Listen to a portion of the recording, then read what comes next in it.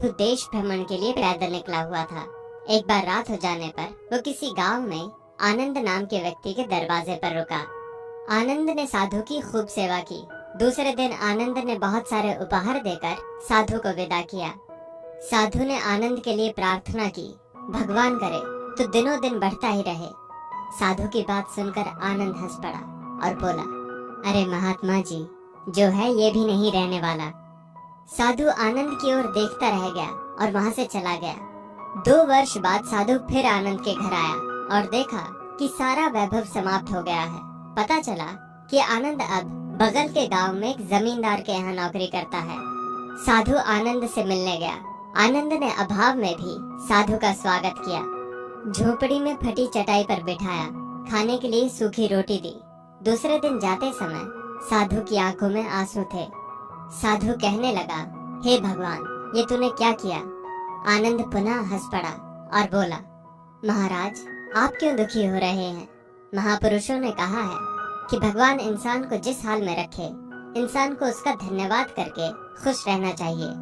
समय सदा बदलता रहता है और सुनो, ये भी नहीं रहने वाला। साधु मन ही मन सोचने लगा, मैं तो केवल भेष से साधु हूँ, सच्चा साधु तो तू ही है आनंद।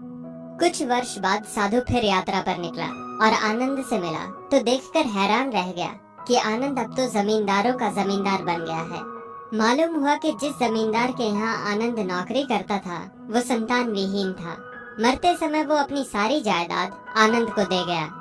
साधु ने आनंद से कहा, अच्छा हुआ वो जमाना गुजर गया, भगवान करे अब तू ऐसा ही बना रहे। ये सुनकर आनंद फिर हंस पड़ा और कहने लगा, महाराज, अभी भी आपकी नादानी बनी हुई है। साधु ने पूछा, क्या ये भी नहीं रहने वाला? आनंद ने उत्तर दिया, हाँ, या तो ये चला जाएगा या फिर इसको अपना मानने वाला ही चला जाएगा। कुछ भी रहने वाला नहीं है, और अगर शाश्वत कुछ है तो वो है परमात्मा, और उस परमात्मा की अंश आत्मा। आनंद की बात को साधु ने गौर से सुना और चला गया। साधु कई साल बाद फिर लौटता है तो देखता है कि आनंद का महल तो है, किंतु कबूतर उसमें गुटरगूं कर रहे हैं और आनंद का देहांत हो गया है। बेटियां अपने अपने घर चली गईं, बूढ़ी पत्नी कोने में पड़ी है। साधु कहता है, अरे इंसान, तू किस बात का अभिमान करता है? क्यों इतराता है? यहाँ कुछ भी टिकने वाला नहीं है। दुख या सुख कुछ भी सदा नहीं रहता। तू सोचता है पड़ोसी मुसीबत में है और मैं मौज में हूँ, लेकिन सुन, ना मौज रहेगी और ना ही मुसीबत। सच्चे इंसान वे हैं जो हर हाल में खुश रहते हैं। मिल गया माल तो उस माल में खुश रहते हैं, और हो गए बेहाल तो उस हाल में खुश रहते हैं। साधु कहने लगा, धन्य है आनंद तेरा सत्संग, और धन्य है तुम्हारे सतगुरु।